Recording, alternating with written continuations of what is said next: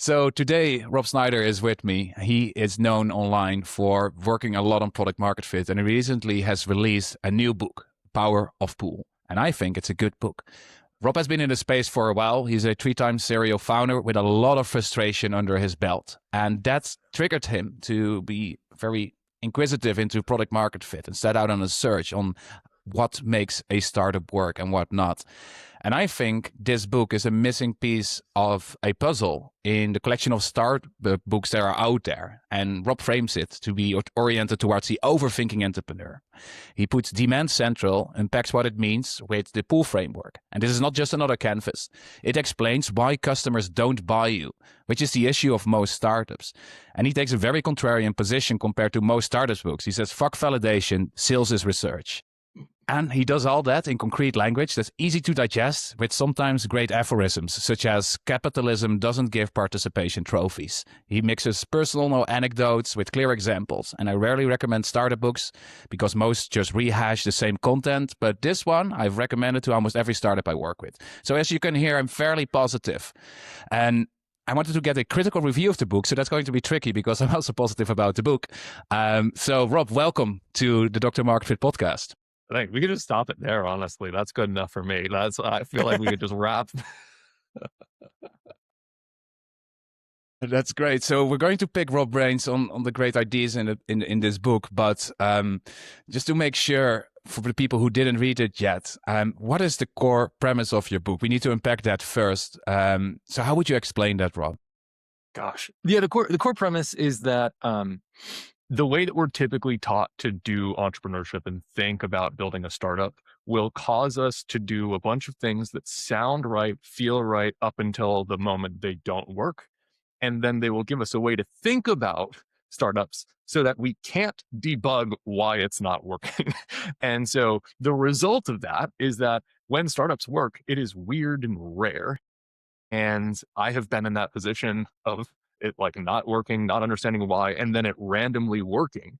And this book is trying to explain what actually causes a startup to work versus a bunch of things that sound like they should cause a startup to work, but don't. Okay. And just one question that I had, like, why didn't write anyone this book yet? Because it seems like such a glaring missing topic. So it's super interesting. What I get from, we'll get to the academic part. What I get from academics is basically like, oh, we've already covered all this. This is the mom test, which very much not.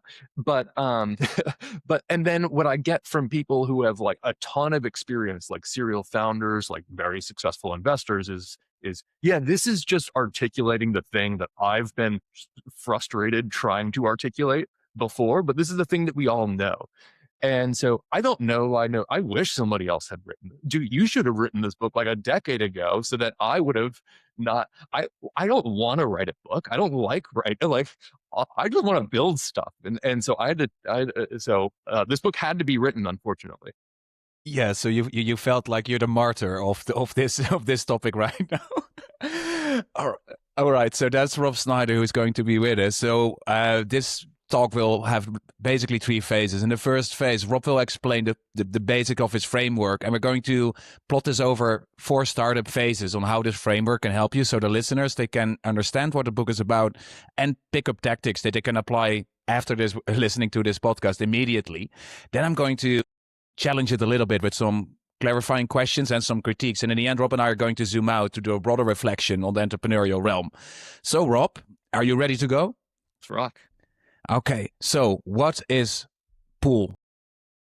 Gosh. Oh, man. So pull is a framework. It's an idea. It's a framework.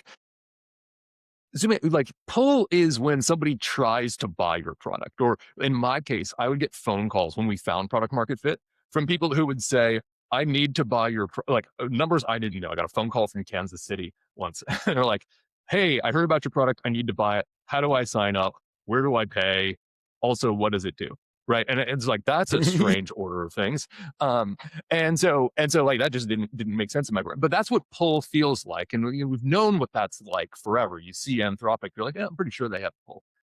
So we know what it looks like after the fact, But the pull framework is to describe what is present before, in a customer's world, before they pull a product out of your hands, that causes them to pull a product out of your hands. And these are things that don't really have anything to do with your product. They're kind of upstream. They're in the customer's world.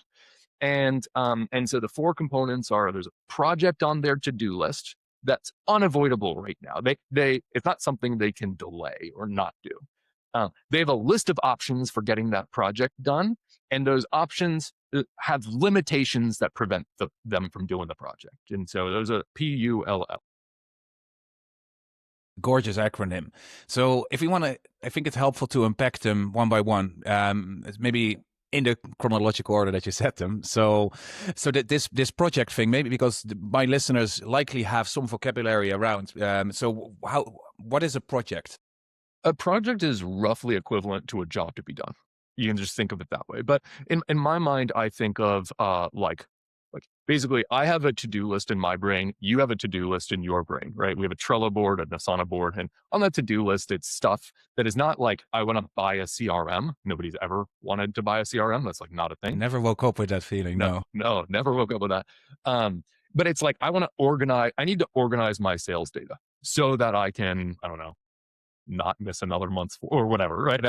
And then so I have a list of projects on my to-do list, which are kind of like things I'm trying to do, jobs I'm trying to get done.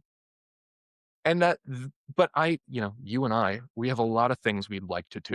We have an infinite backlog of projects on our to-do list. And so that's why the unavoidable piece, there's some sort of a situation that forces me to say, all right, today is the day, like Bob Mesto would say, today is the day I need to organize my sales data. I can't go one day further without getting my sales data organized. And so those are the first 2 components. I don't know if you have any clarifying questions on this. Yes. So this unavoidable thing, because sometimes you feel people are going to interview their customers asking like, hey, what are the top 3 things? But is the top 3 always unavoidable, or how do you make sure that unavoidable is not like their current ranking versus their actual ranking? Yeah. So it's hard. So my general thing is like, I don't trust whatever a customer says about the future. I don't even trust what I say about the future. And so what the kinds of questions that I typically ask are like, does this need to happen right now? Is this your number one thing right now, or can this wait? And that it's almost like a binary. It's I don't care about their top 3 things. Like, what actually needs to happen right now, and why? Why can't you not do that? Why can't you just delay that kind of thing?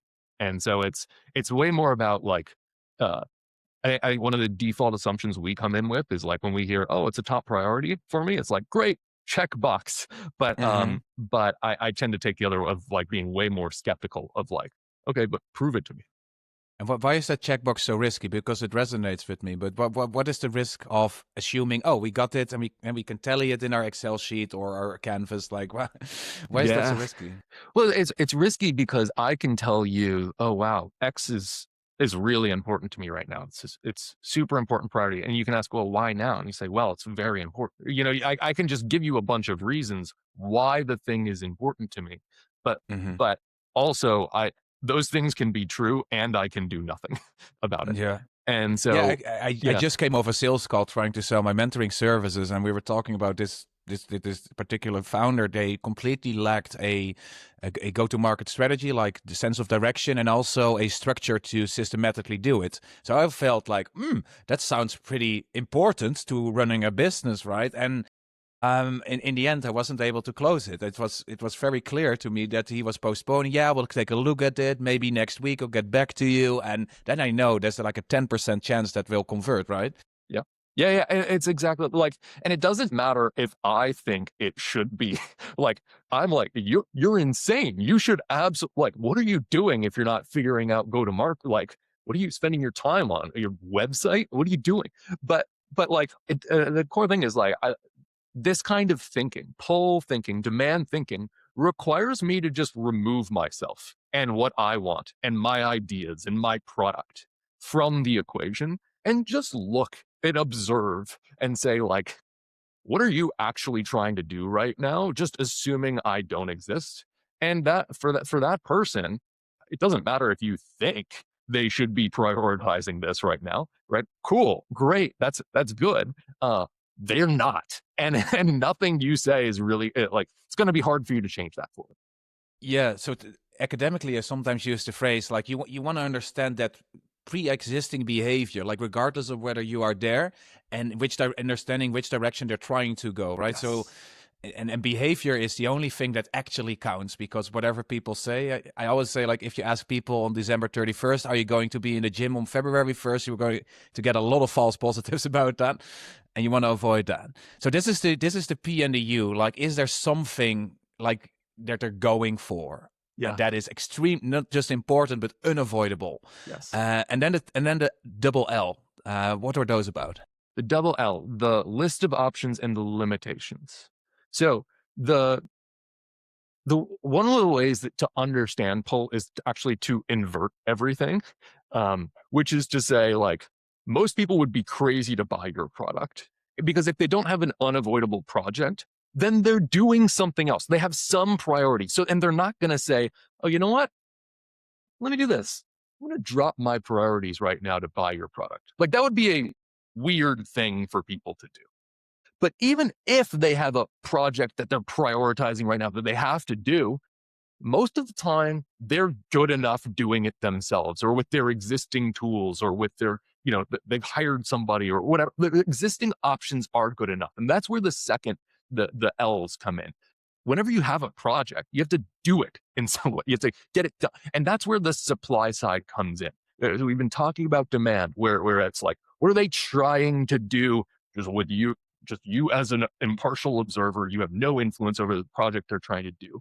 The L's are about the ways they try to do the thing they're trying to do. And so there's a list of options. It is not, if you're in tech, right, you're going to think, oh, it's that hot other YC startup that I'm competing against. They've never heard of that startup. It's like they're like, I could have Ronnie do this my cousin Ronnie do this for me. Or like there are a couple of different options that they consider that are not just tech options for getting whatever that project is done. And most of the time, their existing options are fine. And so they're not going to say, oh, you know what? This is a really important priority. And my existing options are just fine. But you know what? Screw it. I'm going to buy your product anyway. Why not?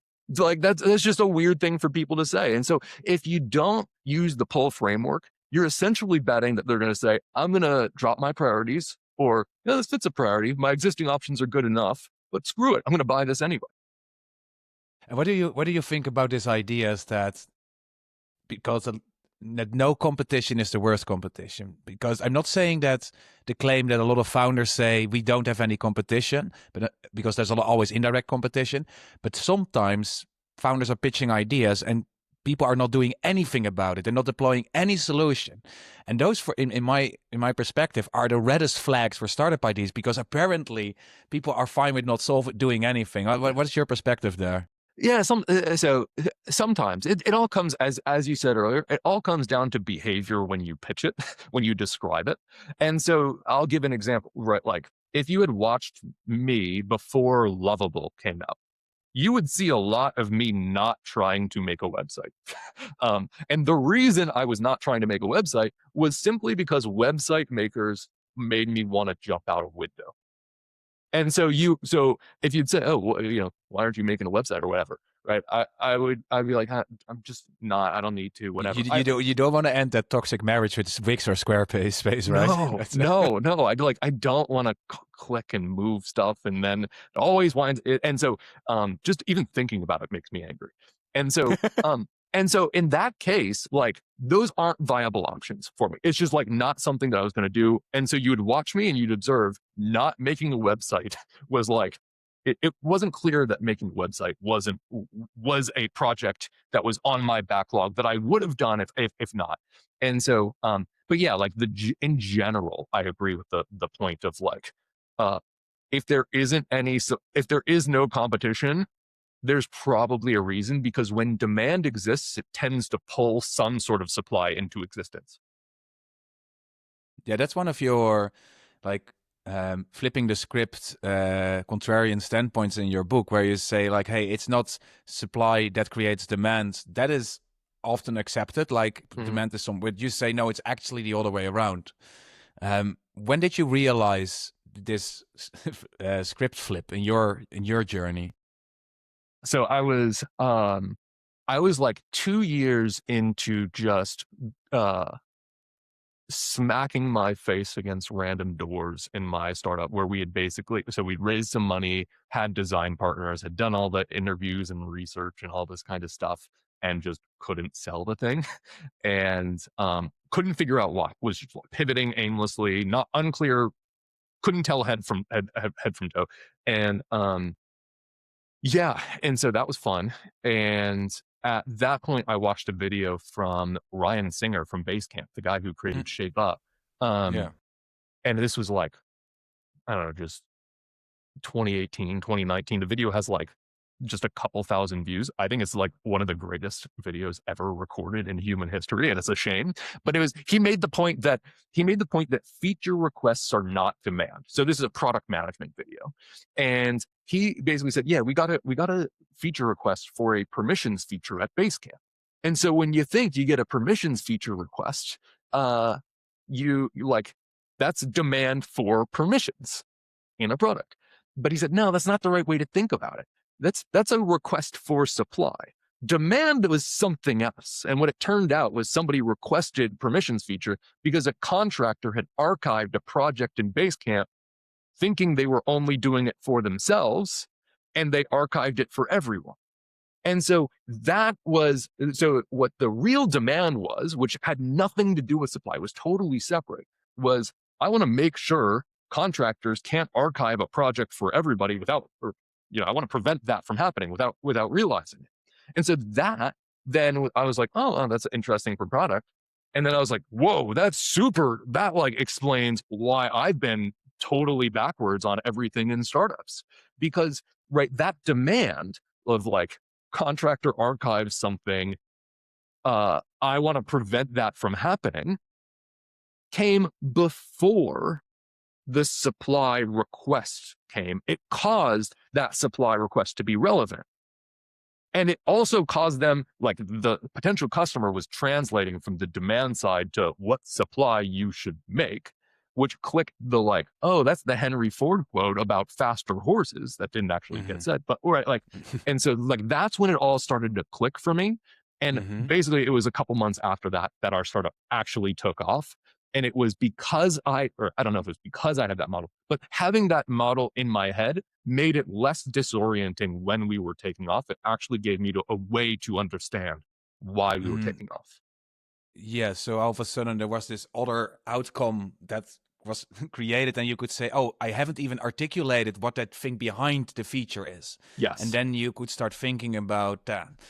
Okay. So there's something interesting about supply, and that's because demand is there, but you can best see it when it meets the supply, right? Yes. So I want to go back to your Lovable example. So let's say I would interview you, because I also made some Lovable websites now, and it creates tools and things and super neat.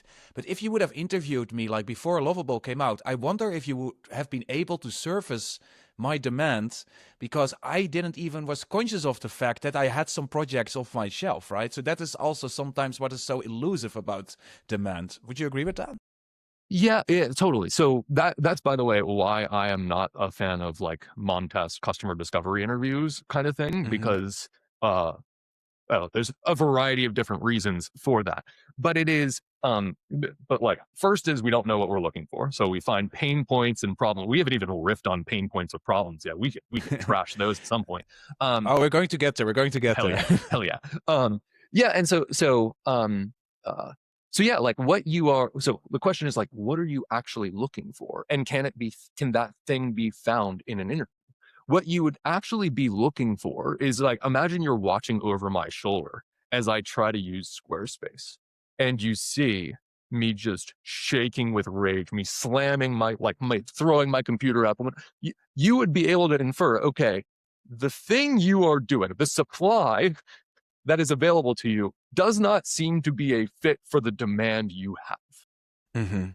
And that's when you say, okay, cool. That's how I generate my hypothesis of like what demand might be. And then my job is to put some sort of supply option in front of you that overcomes the limitations there and see how you behave. Yeah. This is also the distinction I sometimes make in one of my problem frameworks. I'm sorry, but it's about the state of the customer, where it's like, is this person actively looking or somewhat actively looking, or did they give up looking? Yeah. Because there's a big bunch of customers that gave up looking for a solution that I think a lot of these new AI products are unlocking because they are good at doing those tedious fucking tasks that nobody wants to do. and people are finding solutions for problems that maybe 5 years ago they were on the market for a solution consciously, and now they're ripping it out of their hands. Or they never were on the market for. So like a good example of this is my friend's company called Jump, which is an AI note taker for financial advisors, right? And financial advisors are required to take meeting notes and put those notes into their CRMs by like some regulatory body in the US, the SEC. And they have to do that. Wait, do you have regulations in the US? I live in New Hampshire. We have no regulations here. We look to the rest of the country and say, what are you doing? But yeah, so we do actually have some regulations in the US, and they seem to specifically force financial advisors to take meeting notes and put them into their CRM for some reason. Probably a good reason. But anyway, so that's been happening forever. And so, but like, okay, cool. That had just been manual, or they use a dictation service, or they get an admin or something like that. But that's just kind of how it's always happened. And so if you watch them, they just see them taking notes and putting it into their CRM, and like, it's okay, fine. That's just the way it is. But it turns out they what was on their mind, I think they had a to-do list in their mind, and then if you just like looked at their calendar of what they are doing, there was a little bit of a conflict there, which is as they're taking notes and putting them into their CRM, what's on their mind is, I really don't want to be doing this. Like, I really would rather be golfing, or I would like to go home, or I could take on another client if not. And so there was kind of a struggle there between their calendar and their to-do list. And you just kind of, I mean, you might have been able to, unclear how you could have seen that, but basically what happened was Jump kind of like, after kind of a couple years of hitting their head against the wall, they showed this to a financial advisor. The financial advisor was like, holy Lord, I need this right now. Ripped it out of their hands, and they grew from, I don't know, 0 to 30,000 customers or something like that in 2 years. It's insane how fast they have grown. People ripping the product out of their hands. But like, people weren't in market for this before. It wouldn't have, I don't know if it would have surfaced in an interview or anything like that. It was like this, I think in my mind, I think there's like a water pressing against a dam. It was just always there, but you just didn't notice. And they just burst the dam. Yeah, I saw something similar in a Dutch startup with, he created his own model for GPs for note-taking during the similar note-taking AI when they get their patients in. And he told me his adoption numbers and his growth. And I was like, you got to be leaving out some information, because you're not doing any marketing or not anything. And it's unheard of, like how fast, even the electronic patient stuff, they were calling him like, can we have your integration, please? Because doctors are asking us for it. It's unheard of if you have that kind of pool on your product. Not a lot of startups have that luxury. Yeah, well, and it's given the way we approach startups, it would be weird if we found that, right? Like that's my core argument here, is that that is within the realm of possibilities for a startup. And the way we approach startups generally puts that at very, very low that happens only by coincidence with the way we currently approach startups, which is the thing that bothers me a lot, and the thing I'm trying to figure out. Yeah, and as a response, you created this framework, but it's not just this acronym, because maybe the center actor of your book is the pool hypothesis, right? So it's a framework in itself, but the hypothesis is really where it gets going. Could you maybe like shed some light on that for us? Yeah. So the pull framework basically says if somebody has pull per the pull framework, it would be weird if they didn't buy from you. If somebody, What do you mean with this? Because I've read that sentence a couple of times. Like this weird, they didn't buy or they would buy from you. Could you give me some extra yeah, words there? yeah. Okay. It would be weird if somebody bought from you if they don't have a relevant priority, and if they have a relevant priority but their existing options are good enough. Okay, like they could buy from you. Maybe you convince them, but it's kind of it's strange if it happens. Yeah, it would be weird. Let's say you have a bike race tomorrow, then and your bike is stolen. You're probably on the market for a bike, right? Yes. Yes. So Yes. it would be weird if they would not try to get that project solved. But if you can't even cycle, it would be weird if you would buy my bike. Right. Yes. 100%. Like it's just like, or if I'm like, I don't know, like I'm trying to lift heavier, like I'm trying to lift heavier weights. I'm trying to increase my deadlift. I'm trying to get to 200 kilo deadlift, right? And and then you come and offer me like, well, you know what you really should care about is weight loss. It's like, no, that is the exact opposite thing of what I actually. That's not a project. You're fighting my priorities here, and also that's rude.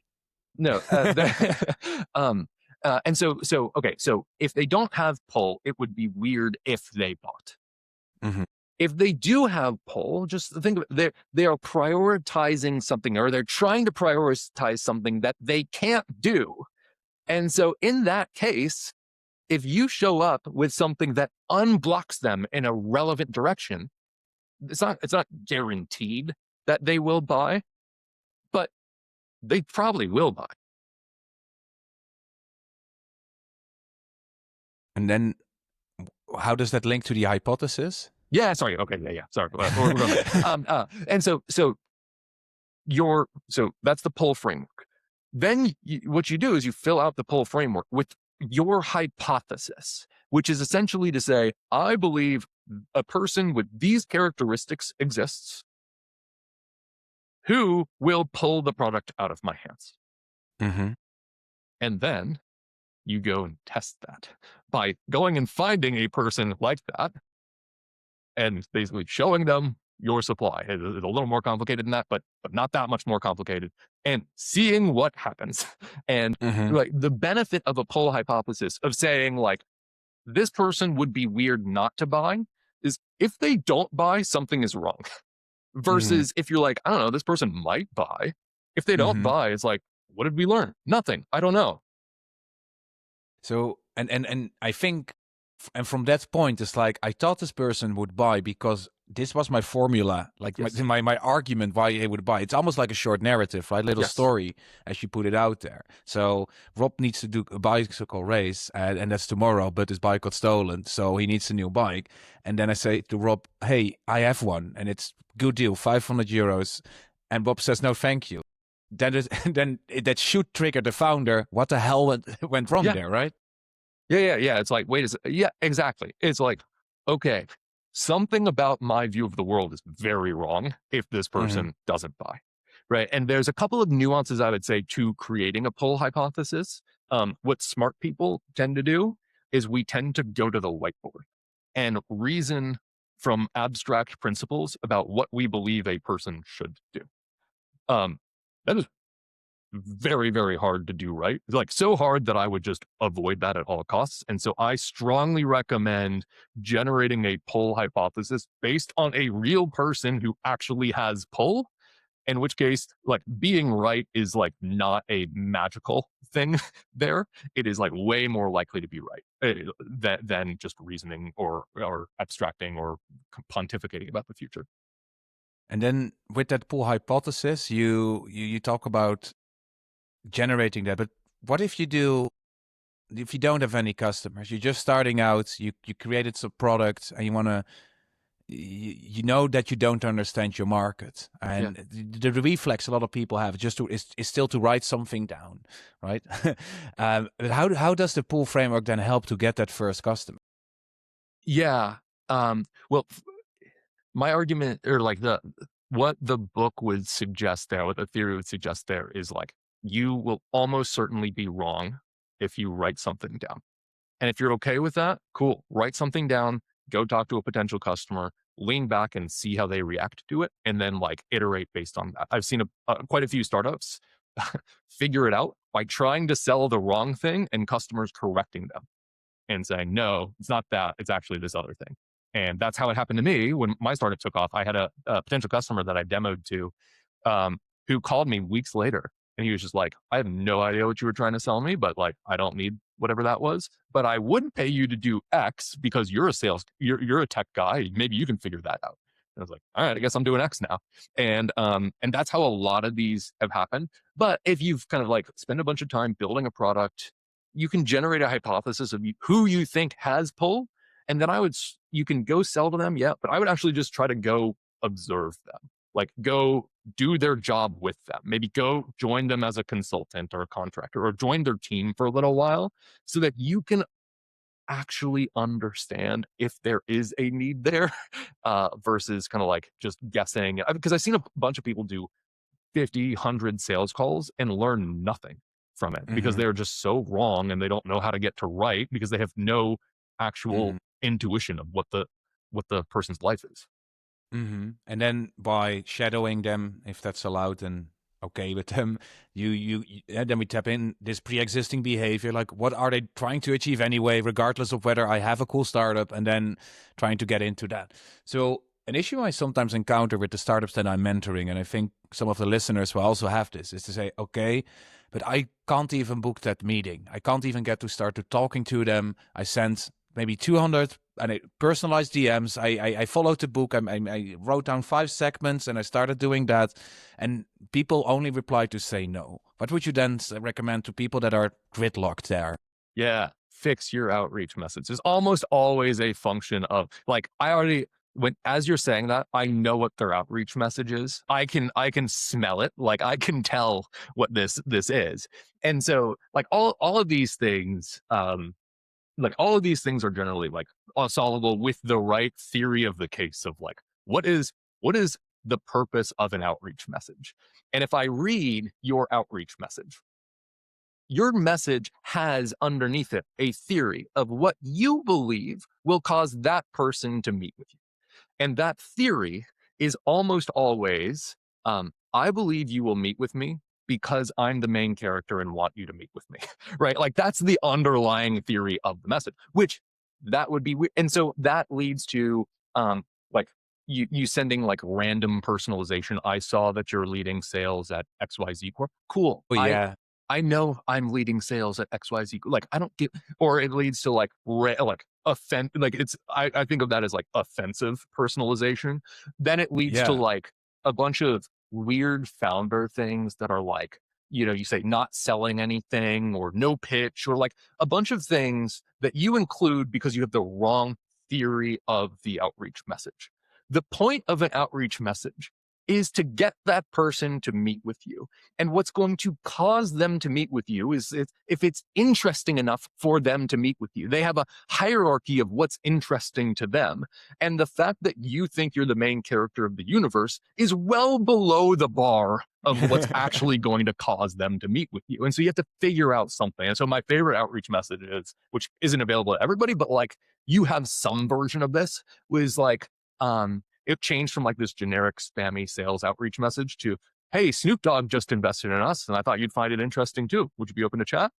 Right? Like nothing about the product, no nonsense in there. So you have to have a theory of what's going to cause this person to meet with you, what's most interesting to them, and have the message embody that theory. And then you go from no replies to like plenty of replies and it's solved. Yeah, and I also think that your underlying theory about this unavoidable project is that if you really meet pull, that even a terrible outreach message, they can read between the lines and then convert. So if you is that also the case that or not? No, I tend to find that or especially early stage, you kind of want to treat the what's going to cause them to meet with you and what's their pull as two separate things.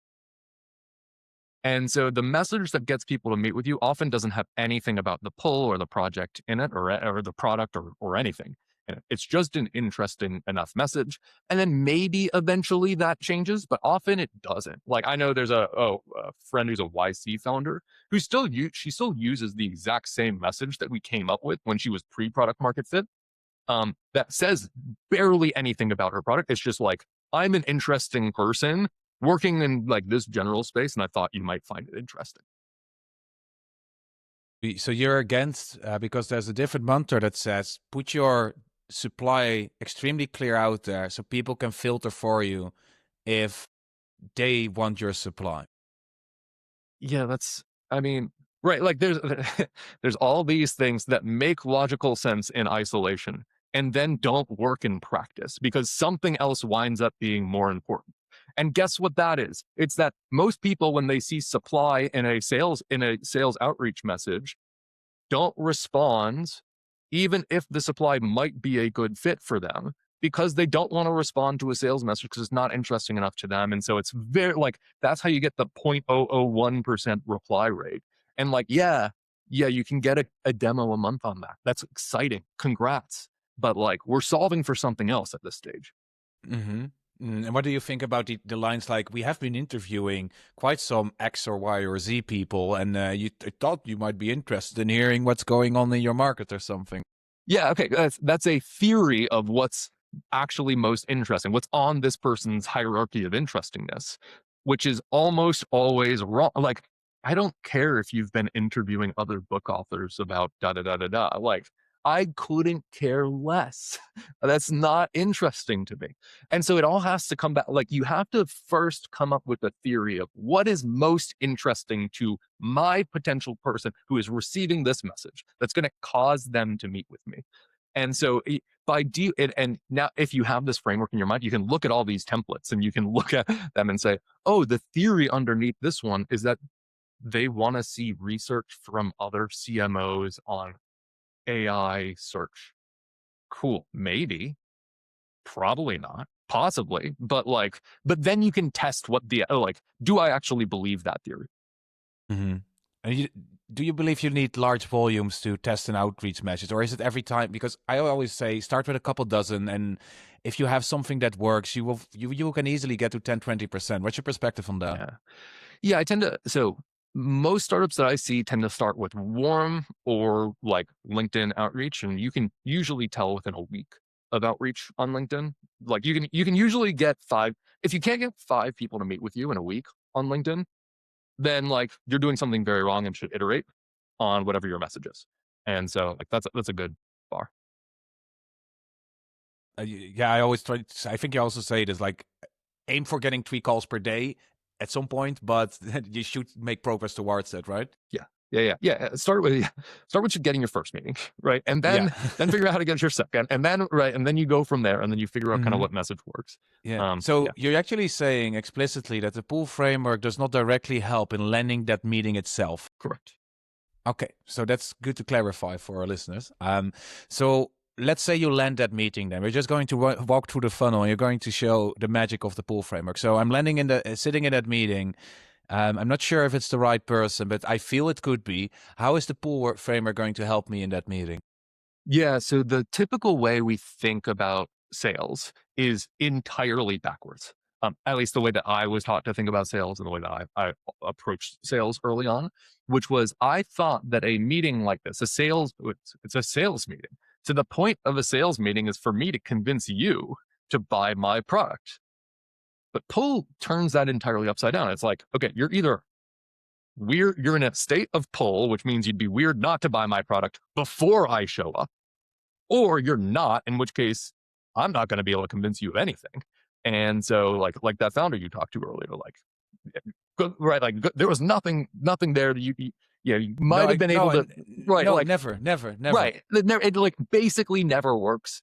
And so because of that, we had to think of the physics of sales. And then I'll get to how the pull framework works in the sales call. The physics of sales are they will buy if they have pull, and we offer them some supply that fits their pull. They will not buy because I want them to buy, or because I convinced them to buy, or because they have pain point or random stuff. And so what we have to do then is the point of a sales call is to first make their pull legible. Like allow them to tell us what their pull is. And Mm-hmm. then based on that, like basically have them fill out the pull framework. Then based on that, describe your supply in the fewest words, concepts possible, and then see what happens. And so we could get into the structure of the sales call, but those are the components of a sales call, which is they tell you what their pull is and if they have it at all. Mm-hmm. You offer supply, or you describe supply in a way that's not offensive, and then something happens.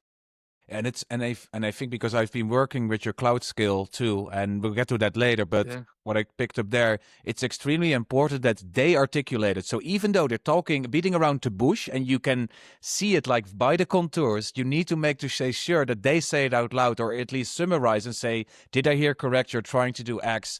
And they need to say yes, or they will say, well, kinda, and then they will say the actual thing, right? 100%, 100%, because it needs to be legible to you. Because I've watched a bunch of startup sales calls, and it's if you don't fill out the pull framework, you kind of don't know if they're going to buy or not.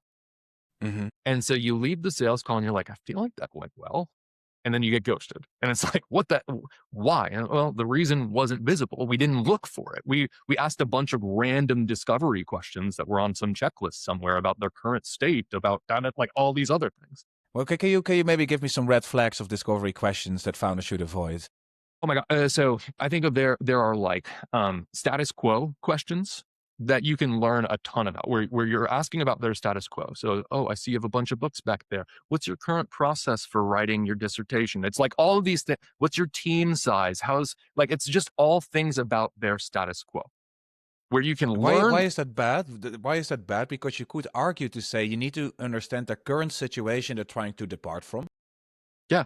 How many different variables are there in their current situation? There are infinite different pieces of their current situation that you can learn about, most of which won't be relevant at all and like, if they tell you how they're trying to change, not status quo, but like vector, right? Disequilibrium, like in what way are they trying to change? They will provide the useful uh, information about their status quo as part of that, the relevant pieces of their status quo. But if you spend 15 minutes or 10 minutes just learning about their team structure and how the work gets done and all this kind of stuff, you get to the end of that and you're like, wow, I've learned a lot of useful information, or a lot of interesting information. And I don't like, now it seems like it's time for me to describe my product, and let's see what happens here. It's a little bit like, okay, here it goes, like jumping blindfolded into something. Yeah.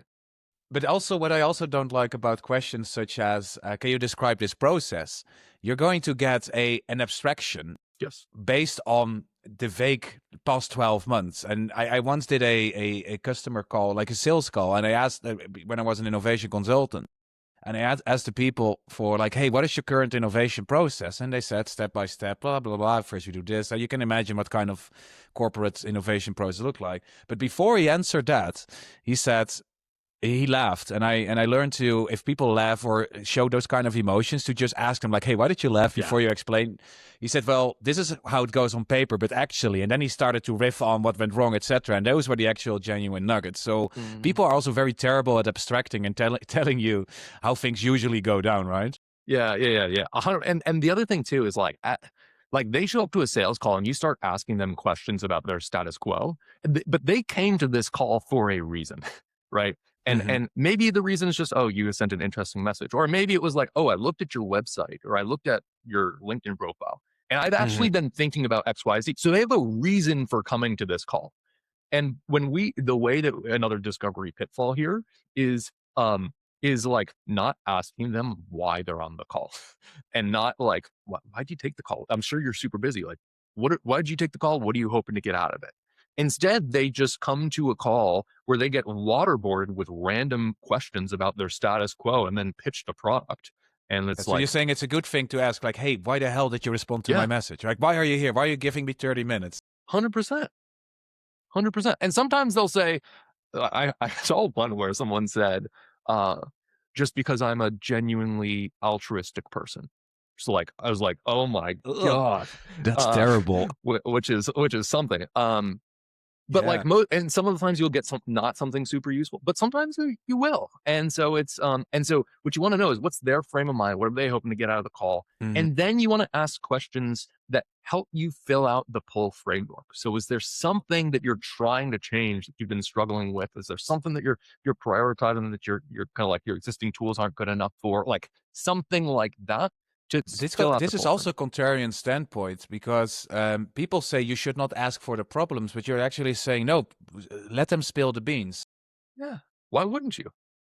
because people don't know what their problems are. That's the usual tendency in the Yeah. in the old mantras. Yeah, yeah. Again, I really like looking at it as how we talked about the theory underneath the message. Look at the theory underneath these like behaviors are basically like I I am the main character of the universe. I am all knowing. I am all seeing.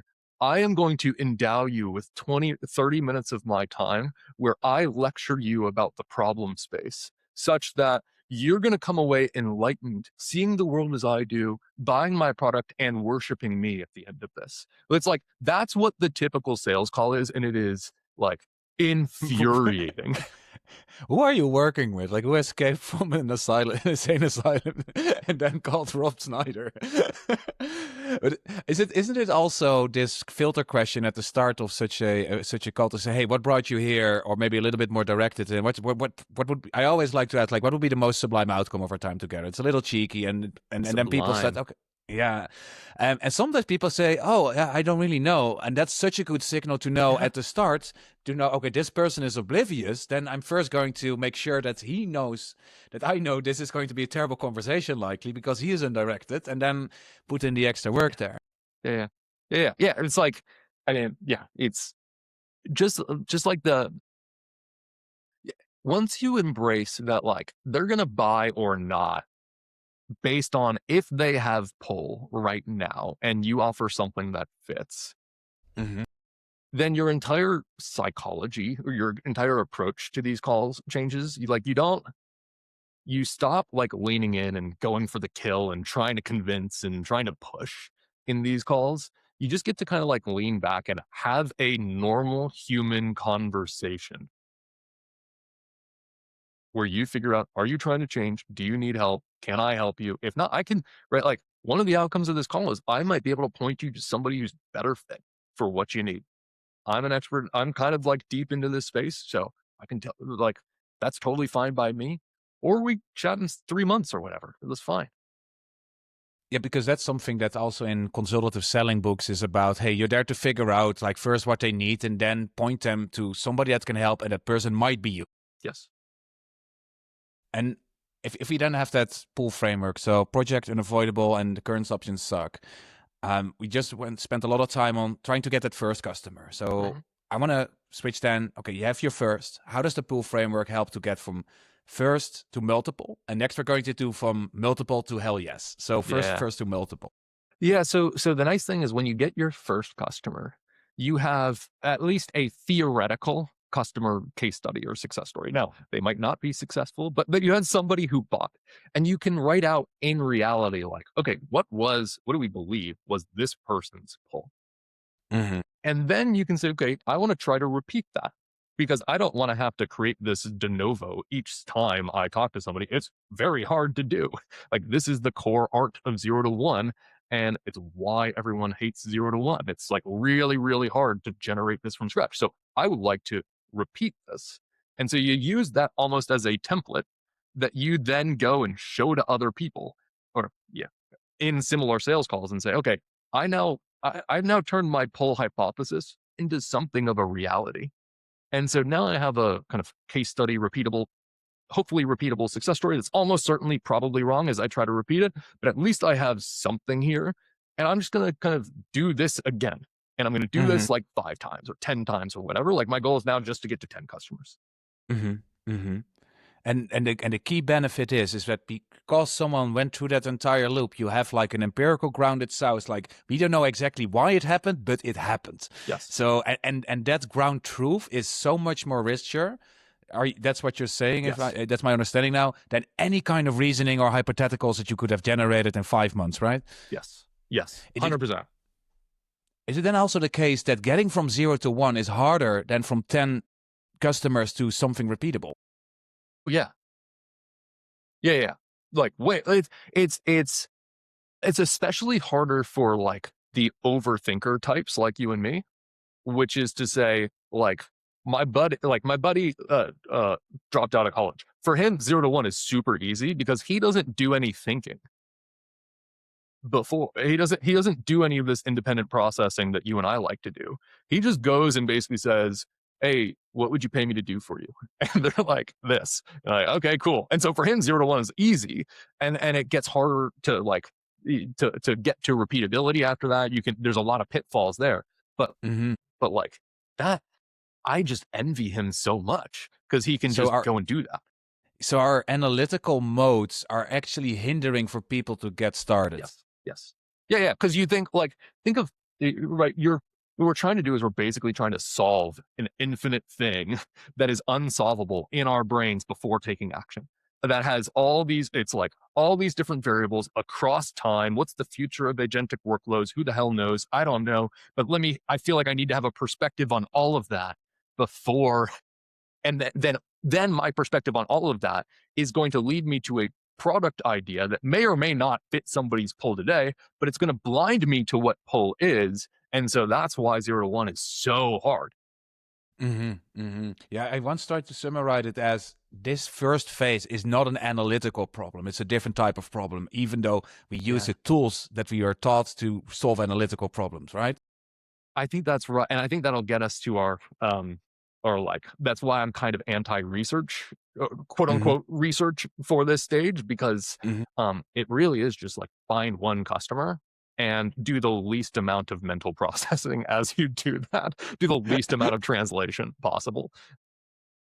So you're actually advising founders to stop thinking. Yes. So would it be helpful then if Silicon Valley, because it would be like permanently like semi-drunk or something, because then it would limit their cognitive skills a little bit. Yeah, maybe. I mean, it's like 11 a.m. for me, and before I came on this, I've already had some tequila, so we are like rock. No, I'm just kidding. No, but like find a lot of what I do is like trying to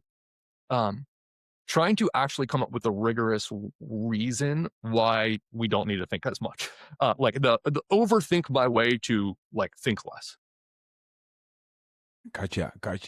Okay, so we're going to move one step further in our metaphorical journey of. I identified 4 phases in your book. So getting to the first, getting to multiple, and then really like the language, getting to that first hell yes customer. So what is a hell yes customer, and how do you get it? Yeah. So what I tend to find is that in your first 10 customers, 5 of them are like, they're okay, right? They bought at a reasonable pace. Maybe some of them bought fast, some of them bought slow. They're maybe using the product, maybe not, maybe getting that unclear, but they're just like, they're customers. They're fine. They're okay. Then in that first 10 customers, like 2 of them hate you, like 2 or 3 of them, like really don't like you. And, some of that's preventable. Some of that's your own goal. Like some of that's just, they want to fit and you didn't realize it, but you're learning something. And then like maybe 1 or 2 of them are what I would call hell yes customers who are like, oh my God, this is the greatest thing ever. And those are ones who tend to, not always, but they tend to buy really fast, like weirdly fast. Like a startup I know that's selling like 500K contracts. You got close to customer in 3 weeks, which is rare. Like that is a Normally that thing. takes half a year at least. Something, Yeah, right? yeah. They close the contract and the customer bought really fast, and we're like, we need to get this set up today. They get set up, and they're like, oh my, this is the greatest thing ever. Right. And so if you're a founder at that, and so that's what it feels like for a hell yes customer. They kind of rip the thing out of your hands and keep pulling it out of your hands. They keep exerting the effort to buy and use and expand and all that kind of stuff. Often kind of despite everything you do, but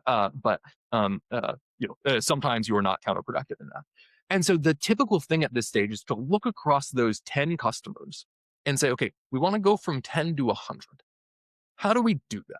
And there are a lot of ways to reason through that. One way to reason through that is to say, well, we should try to make these 5 ones who are kind of happy, super happy. Or we should try to find a way to make the really pissed ones like not pissed, like that'd be great. But in fact, what I've seen actually work is you just focus on your hell yes customers, and just you kind of rewrite your case study for them and redesign the business around them. So all the other customers that are not hell yes are dead weight, and at some point you should be open to say, I'm going to fire you as a customer because we're focusing elsewhere. 100%. And it's the thing here is when you try like I really try to avoid abstractions on this, where if you try to combine your hell yes customer and your like mediocre customer, and you like try to say, okay, what's common across them? How do we serve all of them? You wind up creating a kind of pull hypothesis, or a successful repeatable case study that is equally inoffensive to everybody and makes nobody a hell yes. And people don't understand what you're talking about. And so it really is like you have to choose. It sounds a little bit like a designed by committee. It's like this Yes. this compromise riddled thing. It's not good at anything, and the new sales are not going to go well.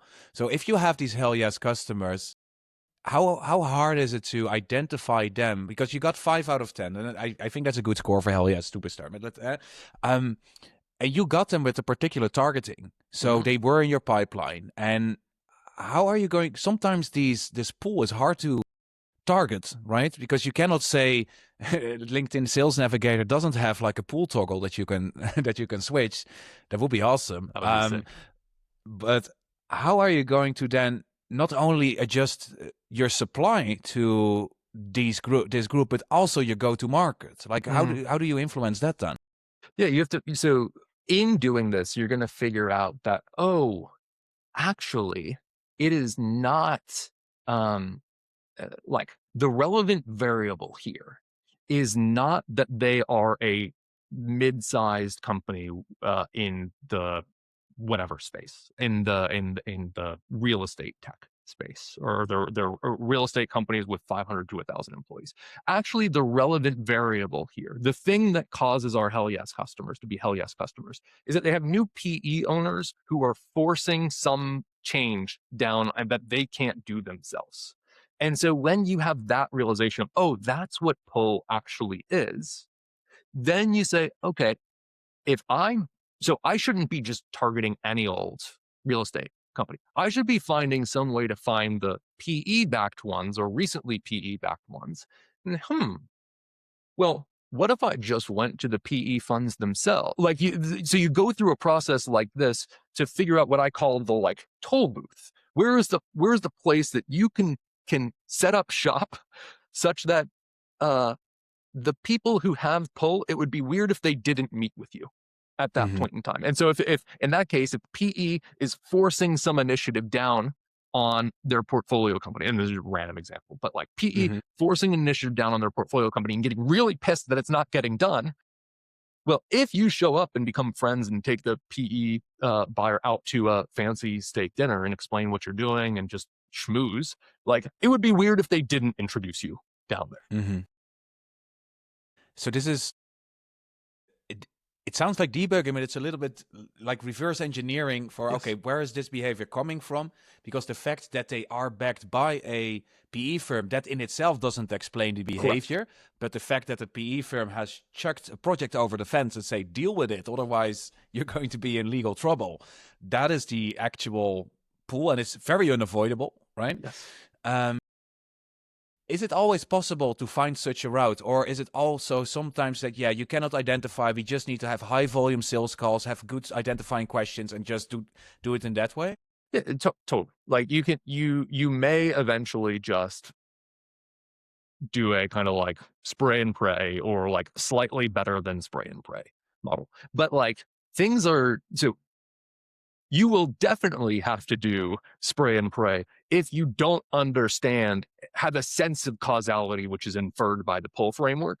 The pull framework might give you a way more elegant way to approach this.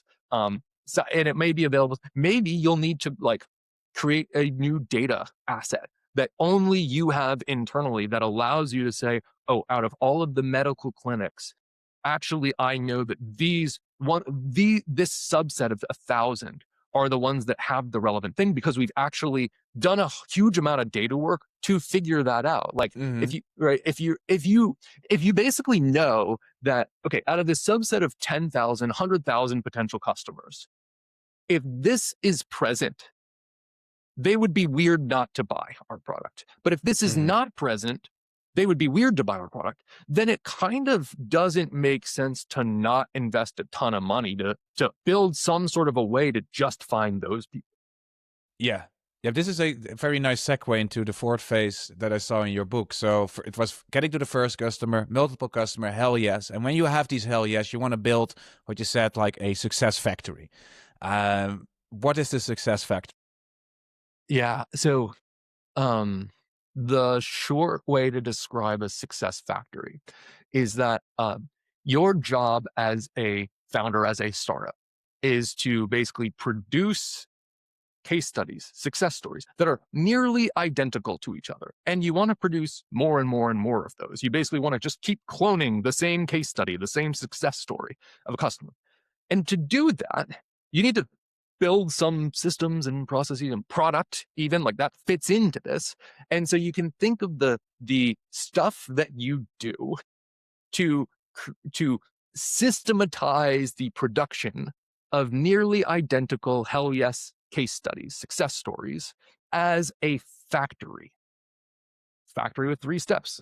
Like step 1, how do we get them to meet with us? How do we get them to our website? Whatever. Step 2, how do we convert them from potential customers to actual customers? Step 3, how do we convert them from actual to hell yes, successful customers, right? And so if you think about the startup in this way, you could bring to bear a bunch of things we've learned about manufacturing in the last 150 years with the most simple way of saying, okay, cool. If it's a factory, I know the mechanics of the factory. I know where the factory's constraint or bottleneck is. So I know where I need to focus at any one point in time. And so, yeah, so the factory model is, it's the thing that I think is the most important, one of the 2 most important things in the book that basically nobody understands until, like, basically nobody I have found, like, when I describe it, everyone just kind of like nods and they're like, they get this faraway look in their eye and they're like, this is kind of boring, but it's really, really important. Yeah, no, it resonates with me because in my dissertation, I conceptualize a venture as a system. So for me, it was like, yeah, duh. Yeah. But it's a very abstract, concept. But I think it resonates. It relates to a question I often get from founders that are doing kind of okay. They said, at what point should we try to systematize our processes? It's like, should we have a fixed sales process with a particular amount of steps? Because before that, it's utter chaos. Yes. And for me, it was that thing that you were I interpreted your factory metaphor as, this is the point in time where you need to start getting more systematic. Like you got 5 hell yeses. You show that you can repeat it if you're improvising. Now nail that structure down so you can really scale. That's how I understood it. Did I get that correct?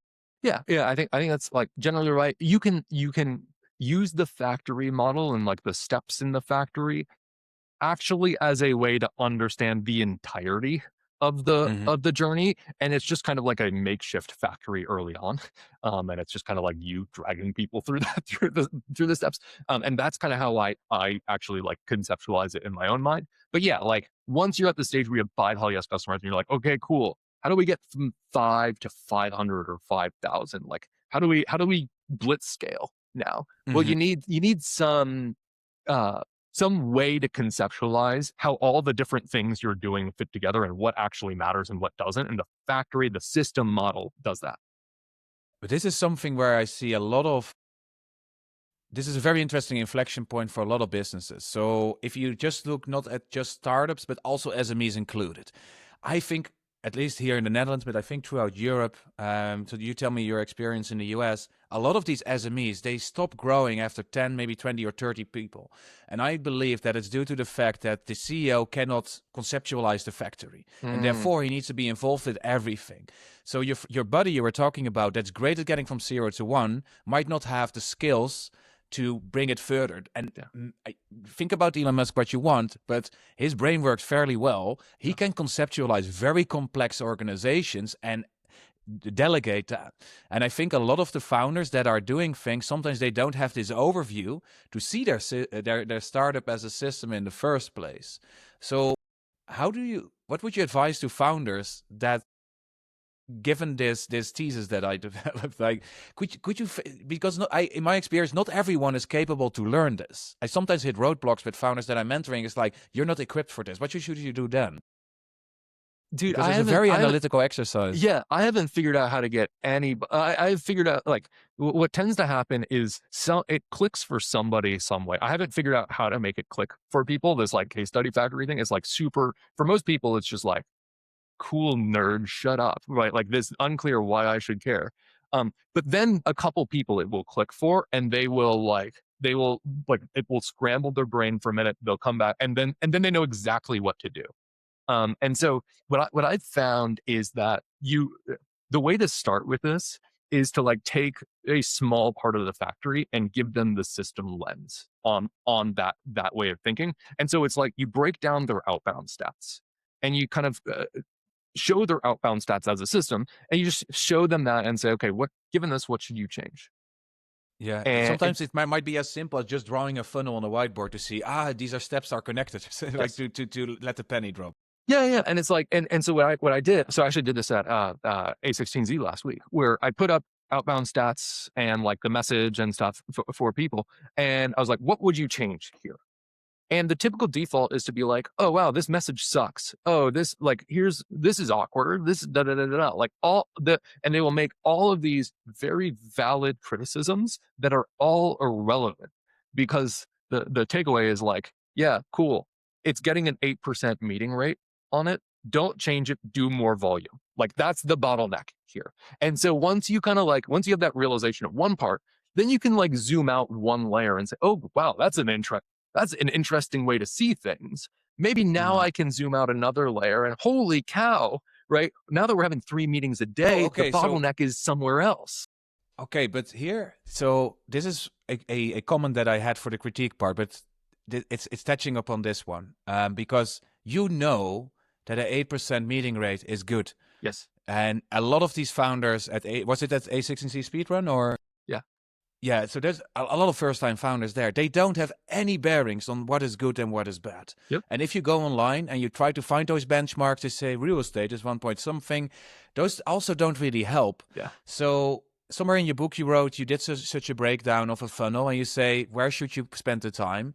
But implicitly, you put in your tacit knowledge, or it's very easy to make explicit, like, oh no, you can get this meeting rate of 24%, at most to 40 in my experience. It's never going to be 80. So volume is the answer. Yeah. But that is your expertise that the founders lack. So yes, the system lens can help, but this is my critique here, is that, but that in itself is not enough to make those judgment calls. Yes, 100%. And like, yeah, you can right, like, ask me about it, or you can go find another founder and say, hey, here's what our stats look like. What does good look like? What have you seen? And but yeah, that's 100. Like, in order to figure out what the system is capable. Well, let me take the other side of it though, which is like, maybe even without knowing that, like, 100% is the best, right, on this. And maybe the fact that I think 40% is good is actually a limitation on what's possible. Mm-hmm. I don't know. And like, if you looking at these stats, you might be able to come up with a better way to do it. And you might say, actually, no, I believe I could get 100% reply rate on this. And so that's the actual bottleneck. And here's this kind of crazy thing I'm going to do to make that happen. And like, might be wrong, but might also be right. Okay, but then the question is not so much about what is the right answer, but more so, do you have an argument of why you're going to do what you're going to do? Like, does it make sense? Because if you make the argument explicit, like, I believe I can get my reply rate from 20 to 80%, and that's better than doubling the volume, and you say, great. And then after a week, you say, and what is it now? 2% extra. Okay, this doesn't work. I'm going to increase the volume. So if you make your rationale explicit, then whatever you do, you can hold yourself accountable to it, right? And that system lens would help for that. Yeah, I think so. And it's the same thing of like, how do you make pull legible in a sales call so you can actually know if they're going to buy or not, and so you can actually see it. Make your theory of outreach legible to yourself. Like start with that theory of why they're going to meet with you, and then your theory might not be interesting enough to them. And so like all these things are just kind of like lay it out, see what reality tells you. Okay, so a lot of the times in the book you write like when you are hearing this, you probably are nodding. I was, and I think you're pushing on that button.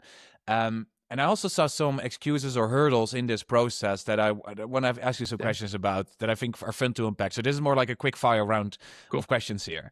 So an excuse I often heard, I wrote a long piece about this too, the market wasn't ready for it.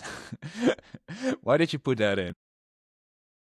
Did I honestly, Claude wrote the whole book, so I have no idea what's in there. But so it was a retrospective explanation of what went wrong for a startup, and the founder said, yeah, the market wasn't ready. And I hear that a lot. And why do you think it's such a bullshit excuse? Yeah, because it's like, oh, well, I built the right supply for demand that didn't exist. It's like, okay, yeah, that doesn't mean anything. Like that is kind of meaningless. Like you just didn't look. If you had looked for demand, you could have found something there, right? And it just to me indicates the wrong theory of the case of what the heck we're doing here. And so it's basically like I went and built what I thought the market should want, and I pushed that out onto the world, and the world did not respond to my greatness. And I'm gonna classify that as it's too early. Yeah. And it's never too early. I once did a deep dive in trying to figure out, can I find a technology that didn't change after introduction, that first wasn't accepted, and in 20 years in identical form was accepted? And it's incredibly hard because you have these examples of, that Motorola, the General Magic thing. People say, yeah, there was a smartphone there. Yeah, but it sucked big time, man. It had one of them had an external modem. It was nobody bought that, not because I think demand could have been there. The supply was so inferior. So the only example I could find, it was automated lifts in elevators, because the lift boys, there were automated systems for getting the lift boys out, but for some cultural reason they left the lift boys in because they were like a host and people felt more comfortable riding that new dangerous device. But it was ready in the 1910s or 1920s, and it became like 90% adoption after World War II only. So that's the only case I'm able to find that somebody could have actually said, we were too early. But all the other cases, it's like, yeah, but your supply sucked big time. So no wonder nobody bought your stuff, right? Right. Your supply, and you almost certainly approached it from a way of thinking of like pontificating about the future, building what you think should exist, and then complaining that people don't agree with you. Yeah, who doesn't want to be right? But you said because this is another thing.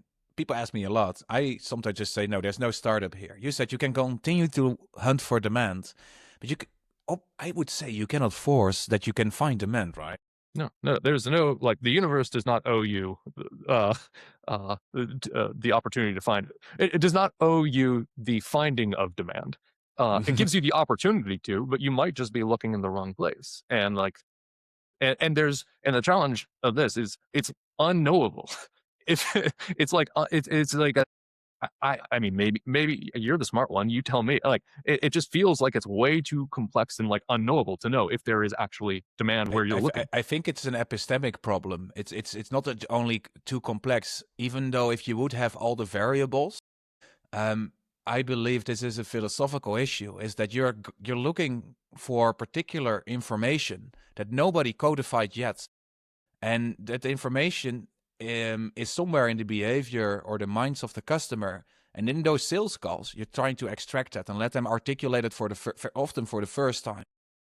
So whatever research you're going to do or analysis, like deductively trying to get from point A to point B, you don't know that, because I'm not sure if you are familiar. So you got induction and deduction, right? But have you heard of abduction? So abduction, for the listeners, is saying the street is wet. It might have rained because I have a particular rule about I've seen it rain a couple of times and then the street were wet. But it could also have been that my neighbor was washing the car. Right. And based on what I see, I can deduce. But sometimes you need to have you don't know which rule you need to explain the phenomena that you're seeing. And that is such a complicated philosophical problem, is that you cannot solve that without extra empirics or new creative ideas in which are the new rules. And sometimes people say, yeah, we can just AI let all these new startup ideas, but that's the same kind of thing, because the starting point is this finite amount of knowledge that we have. In generating new knowledge, you need something extra, and that is the fundamental challenge here for startup founders. That's why I think it's so freaking fascinating, because you cannot solve this problem. It's an unsolvable problem.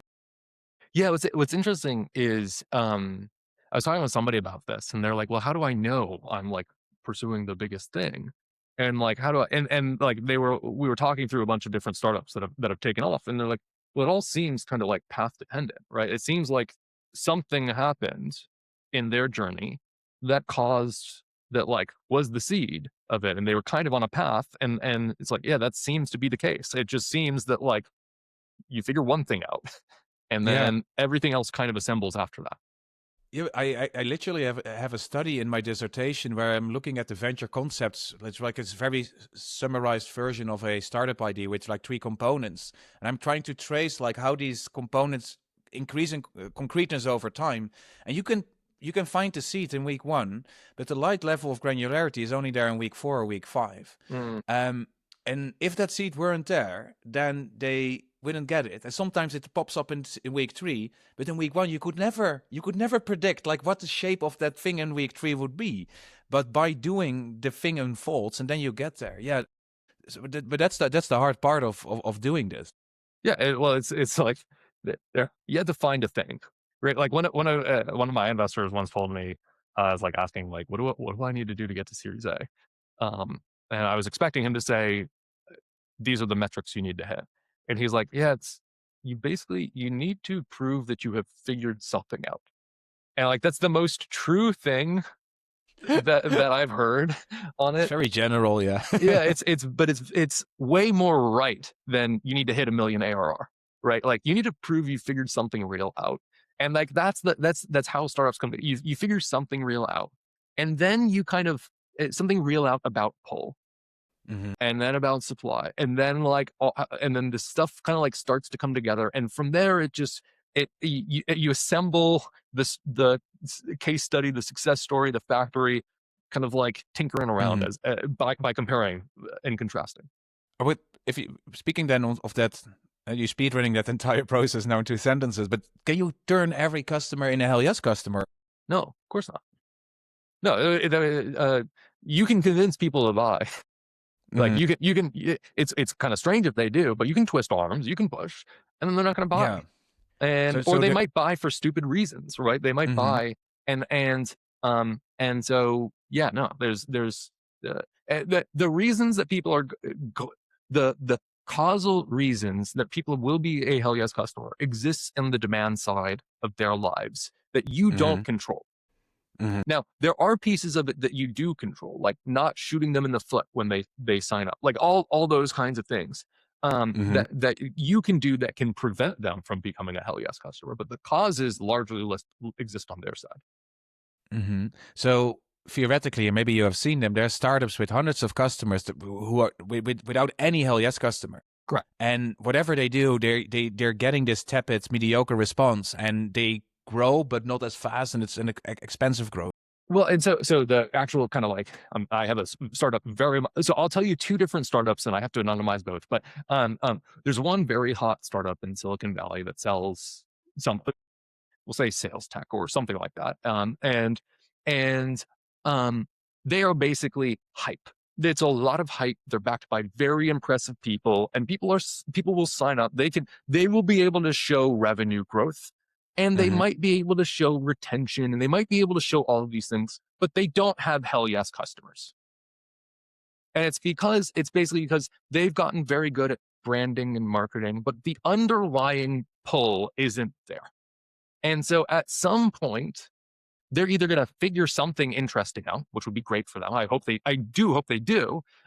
Or they're going to run into a wall like face first, and it's going to be awful for them because they haven't found that underlying thing. Now, on the other hand, there's a startup that I know that has found really intense pull. They're based in Europe, and and it's basically the case that they are the exact opposite of this other customer. They have an awful brand. They have the worst sales deck. The founder, classic European, reads out like GDPR regulations on the freaking sales call. And despite everything else about the startup, there's such intense pull underneath that people are like, yeah, fine, I'll lick sandpaper. Just let me buy this thing, right? And so, like, yeah, that startup might die because despite finding pull, and because the founder does a bunch of kind of like dumb things, but the other one will die unless they find pull. Okay. I want to turn this, because these are perfect, like, ideal types, basically. And I know that you started your search journey for what you now call pool, also talking about product market fit. So I think that's a nice segue to how does whatever we have been speaking about so far relate back to that mysterious concept of product market fit? Yeah, so I'm going to probably use words incorrectly here, so you please correct me. But like, pull, I believe, is the precondition for the possibility of product market fit. It must exist so that product market fit, if it is not there, product market fit is not possible. If it is there, product market fit is within the realm of possibilities, and it is. And pull will cause. Pull defines the shape of a product that the market will pull, and that can have product market fit.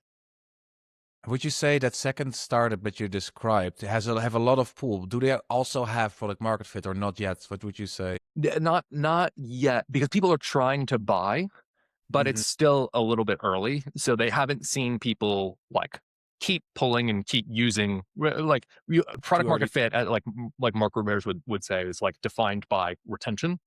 Like, yes, the other thing, but like, you have it when you can consistently retain customer, when the factory drives towards hell yes post sale. Yeah. And right now, because I would say it's like pull plus hell yes, equals this product market fit or something like that. Yes. Okay, gotcha. Okay, that ties it up quite neatly. I had some critical questions about your theory and about your book, so we're going to grill you now a little bit. Let's do it. Aren't you strawmanning general startup advice a little bit? Because you're saying you're picking out quite sometimes terrible advice that I think a lot of people already know is terrible advice. So make something people want. That's still, it's not terrible advice. Good advice. For example, I discovered this 21-minute video of Tony Robbins on sales. I'm not sure if you know it, but he says find the buying state and anchor it to your product, which is quite similar to what you describe in your pool. So I love shitting on the current methodologies out there, but haven't you strawmanned it a little bit too strong?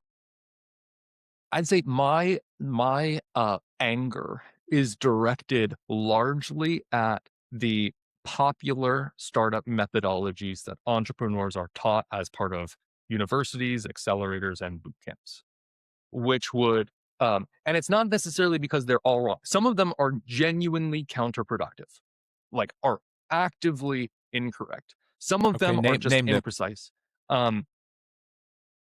So business model canvas is actively counterproductive. Mom test discovery. Can you explain us why? Because like none of it is relevant. I don't know. Like the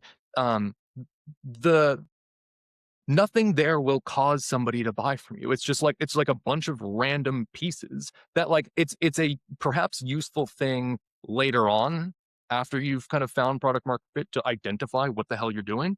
And like, and it might be, but it's not a thing that like, some of those things aren't important. Some of those things aren't causal. They have problems. They have customer segment. They have all of these kinds of things that seem like things that a business does, but don't cause a business to work. And if you fill out a business model canvas, it's going to be wrong and you're not going to be able to debug it. So So then your critique is more refined in a sense. Most super early stage startups don't need those methods because they Yes. are aimed at different stages. Like Lean Startup, this book is about somebody that already had traction, is trying to optimize it almost in a Scrum method. That is not something you should use in the first 10 weeks of your startup. That's what you're saying. Yeah, exactly. Like lean startup, I think is like the approach of being hypothesis driven and like all and kind of like running experiments and stuff like that is not a it's a kind of approach. It's a method, but you need an underlying theory about what causes somebody to buy, what's important. And so I view like, okay, cool. It is a helpful thing, but it's not, it's not as important. And if you just follow it, you're going to do what everyone does, which is like you run a bunch of experiments and you don't learn anything. Yeah, I'm anti-lean startup. It's such a momentum killer. Like all the time and energy that goes into generating the experiments, where the only experiment is go find people, talk to themselves, and it's and lean and all those experiments they have a lot high shiny factor. Like because a smoke screen is cool to make, and a concierge that sounds fun, Yeah. but you don't need that entire workbook of 30 experiments. You just need to start selling. Yeah. The main one though that I am anti is the like discovery interviews one. Oh yeah. That's the one that I actually find to be the most counterproductive because it just sounds right. But like the entire framing of it is like, this is for research. You're not supposed to sell.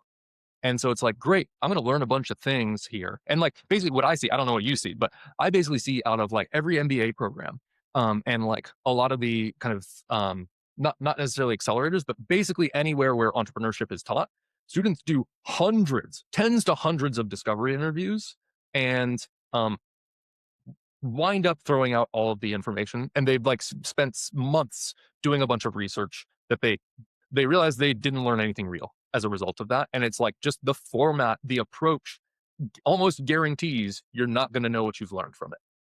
That's true. I only allow it if the supply is sufficiently underdetermined. Some people start a startup and they join one of those super early incubators or accelerators and they don't even have a solution idea. So they can't logically pitch something. So then I'm always saying, okay, you can do 5 customer discovery calls to get some sense. And then it's a substitute for shadowing. Then it's a substitute for that to get a little bit context knowledge. But after 5, you probably can pitch something and you should after. I'm still fine that's 80% discovery in a call, but at the last 20%, you should throw your supply out there to get a sense of the fit. Yeah, and see what happens. Yeah.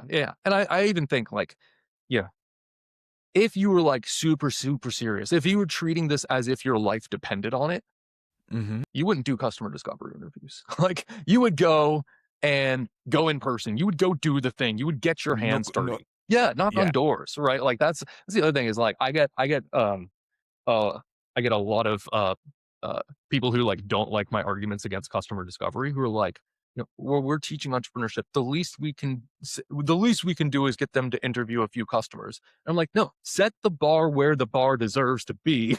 Like not at the, not where you think they will clear it. That's true. That also has to do with the background of the people involved, but that's something for later when we're going to critique the realm. Yeah. I have a very contrarian position on your book. Is this not a sales book for entrepreneurs rather than a startup? Dude, I don't know what this book is. I genuinely do not know what this book. I have someone told me it was a philosophy book.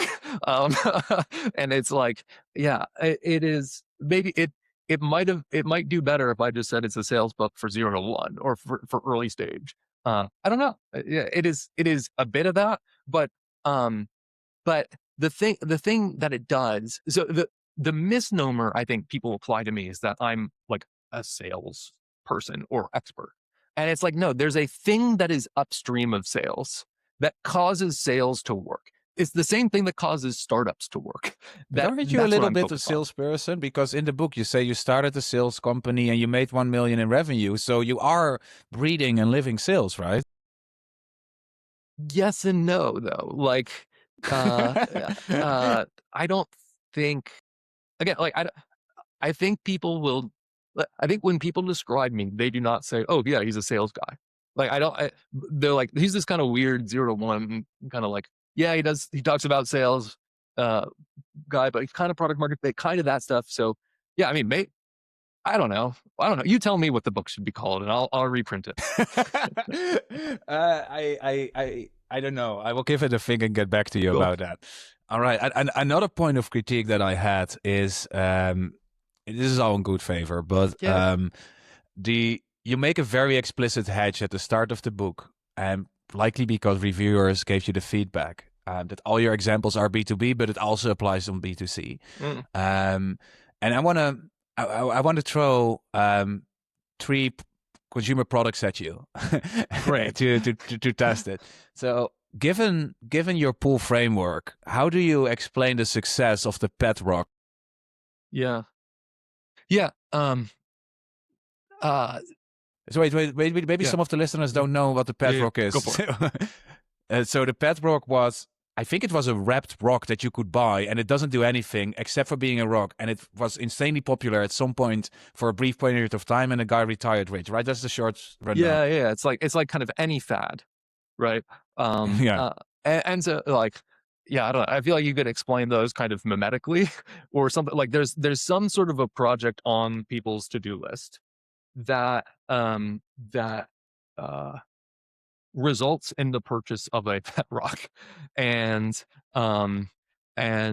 right, like there's also some sort of project on people's to-do list that causes them to start going to church, right? There's all these like the pull framework project on to-do list should not be thought of as something that needs to be ROI focused, rational. It is a way to describe an intention, the presence of an intention, and the kind of the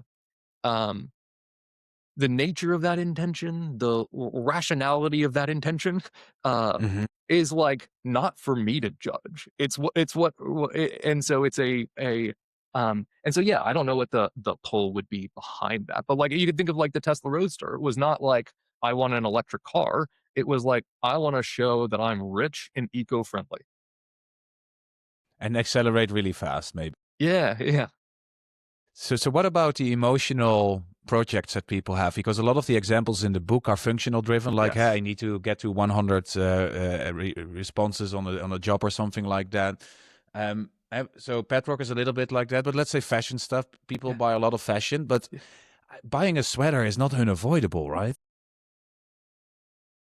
Yeah, I mean, maybe not. I don't know. You saw an ad. You had nothing else to do. Your life is kind of boring at the moment, and so right, like it's like all of these things could be kind of like piling up in your life. When you're doom scrolling on Instagram, what are you really? What's the real project in your to do list? It's to feel. It's to feel like my life has meaning, maybe, or something. And so that's that. And so finally, that's when I see that sweater. Maybe I can envision myself, being the kind of person who right. And so you can kind of see how you get I'm finally the person who owns a sweater. I'm finally the person. I made it, Mom. I will be the person that other people look at as being hip because I own this sweat, right? Like it's it could be something like that. Yeah, I mean, I'd say these are good critiques. These are elements of the nature of projects that I haven't yet quite like figured out the physics of, but that doesn't mean that they're not present. It might mean that there is a better framework or a better model that is to be developed that makes these things more intuitive. But like, I don't know why people buy sweaters.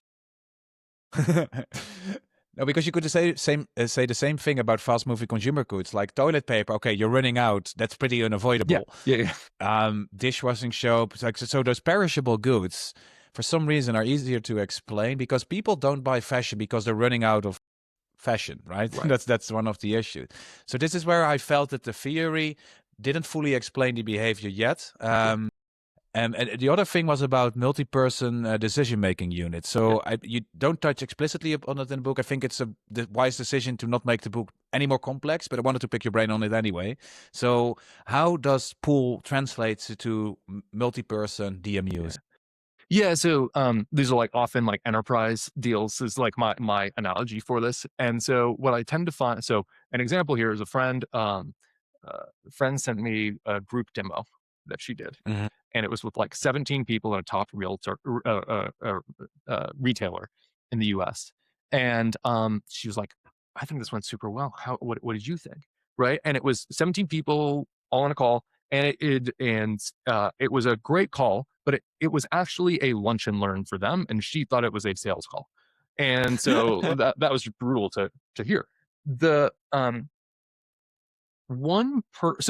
of like the physics of a purchase. Like, one person in an organization has to do the work to bring other people in to purchase it. And some of those people can like say no. A lot of those people can say no, but there has to be somebody who is like causing the deal to happen, who is taking the steps, and that person has to have a project on their to-do list that they are trying to do that is so important to them that they will suffer through the multi-stakeholder process, the procurement process, all of that kind of stuff. Now, that person may not be able to do it themselves, or they may need other people to sign off. But you can't conflate it with, okay, now a group is making the purchase, or now a group is causing the purchase.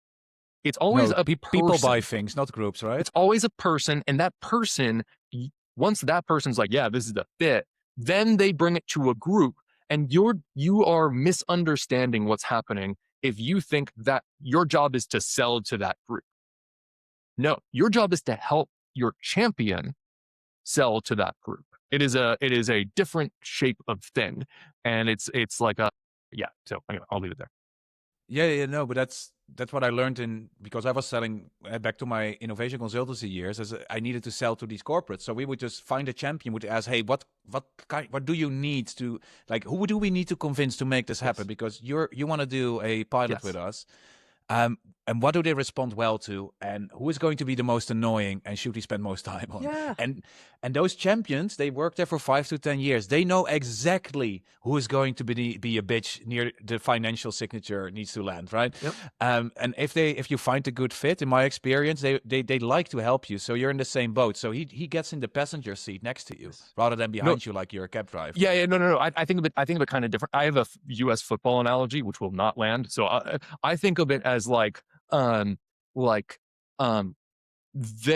they are actually like, God, the football analogy works so well, so I'm going to try it. But whatever, try it. Try. Okay, I've watched some football. Okay, so there's a play in football where it's called the tush push. Does that ring any bells for you? No. Okay, no. Great. Okay, this is going well. So the quarterback gets the snap. Yeah. And the person behind them pushes their butt across the goal line or across the line to gain. And so the play in a deal like you described is the tush push, where the champion is the one who's holding the football. They are going across the line, and your job is to just push them across the line. Versus the tush push. Now I get it. There you go. Yeah. We did it. We solved the US-Europe divide here. Yeah, we got there. Very nice. So, wait, I'm dealing with something here. Okay, so you need to find somebody that will grab your butt and push you forward in the organization. No, you are grabbing. They are being pushed, but you are pushing them. Yeah. So you're handing the football, and then you're going to push them. Yes, just don't say you're going to grab their butt. Just like, that's not a. No. Let's make. We don't want any claims on our hands here. No. Okay. So another critique that I had is that this is when I was done reading it, so I felt this is a book that describes what demand is and how to service it. Yes. It describes it's less so a book that helps you to design the right supply. Would you agree with that? Correct. What would you recommend to entrepreneurs that read this book and they follow your steps and they say, hey, I found pool, but I have issues now with what to do next in designing the right supply. What help would you give them? Wait 5 years for me to figure that out. I don't know. It's interesting. Before I wrote this, I had a lot of kind of like a constellation, I would say, of takes that were all these things, but they weren't assembled in a way. Mhm. And I feel the same way on designing supply at this point, where I have a lot of takes that aren't assembled super well. What I would say is that chapter 2 of Shape Up by Ryan Singer is a very, very, very good. It's probably the best thing I've read on thinking about this. But yeah, I don't know. You probably have some recommendations. Well, the title of my dissertation is literally New Venture Design, so I hope I will have some answers soon.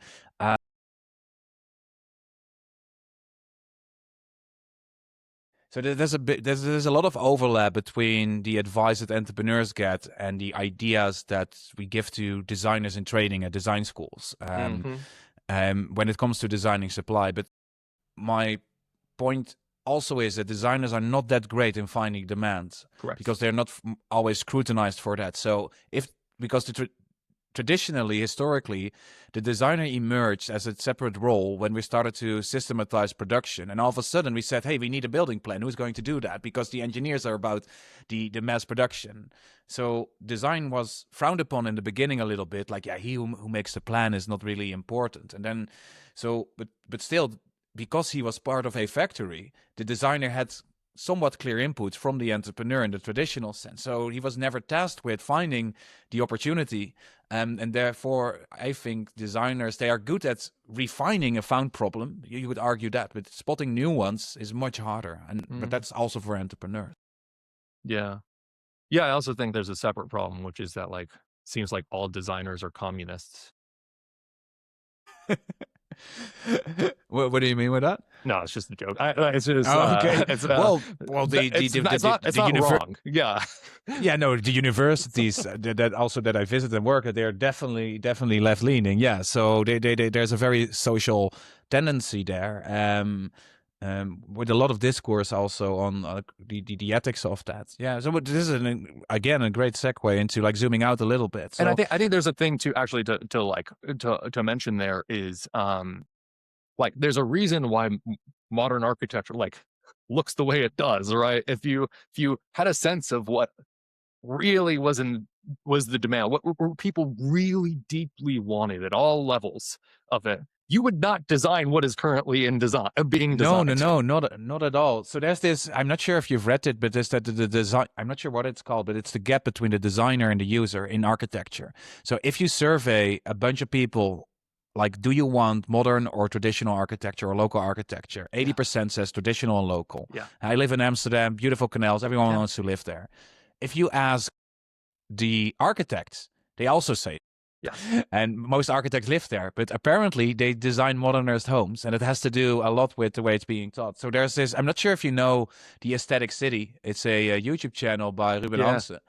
I actually know him. I found out about his channel afterward. But funny. He does this great breakdowns of you can still design beautiful architecture without spending 10x and yeah, I think that's a great movement. I think a lot of people are being more and more aware of that. Yeah.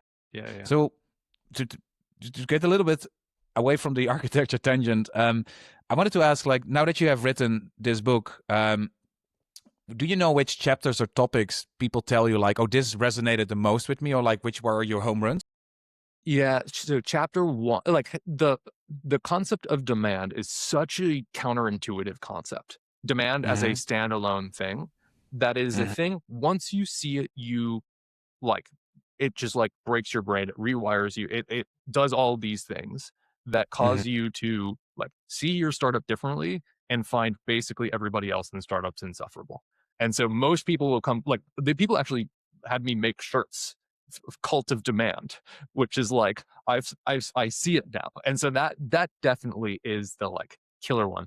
Chapter 2 on supply is also you're totally right. I haven't gone super deep on designing supply and all that kind of thing, but it's the way of thinking about supply, not as the product you want to build, but as the thing that fits the pull. And minimizing it, not maximizing it, fitting, not just Jackson Pollocking your whatever. I love that. And so that's helpful. And then the sales chapter as well has been, and actually I've gotten a strange number on the last chapter. People really like the last chapter. Yeah, which doesn't but say the last anything. chapter is more reflective Yeah. about the state of the world, and also that's the chapter that zooms in the most on the emotional state of the founder, and I think that stuff always resonates very well with with entrepreneurs, right? Yeah.